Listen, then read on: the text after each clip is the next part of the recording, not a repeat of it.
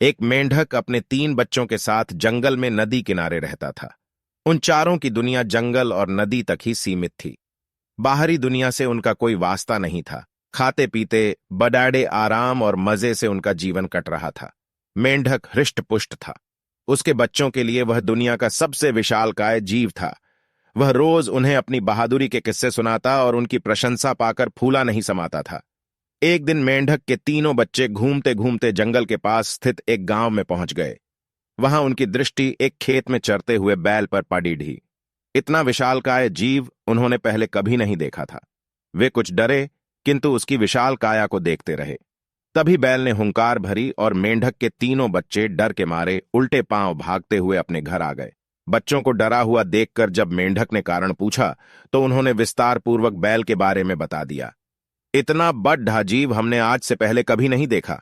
हमें लगता है दुनिया का सबसे विशालकाय जीव आप नहीं, वह है। अपने बच्चों की बात सुनकर मेंढक को बुरा लगा। उसने पूछा, वह जीव दिखने में कैसा था? उसके 4 बड़े बड़े पैर थे, एक लंबी सी पूंछ थी, 2 नुकीले सींग थे।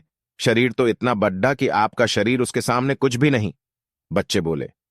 यह सुनकर मेंढक के अहंकार को जबरदस्त ठेस पहुंची। उसने जोर के सांस खींची और हवा भरकर अपना शरीर फुला लिया। फिर बच्चों से पूछा, क्या वह इतना बड़ा था? नहीं, इससे बहुत बड़ा। बच्चे बोले। मेंढक ने थोड़ी और हवा भरकर अपना शरीर और फुलाया। क्या इतना बड़ा? नहीं नहीं, और बड़ा। मेंढक ने जंगल के बाहर कभी कदम ही नहीं रखा था।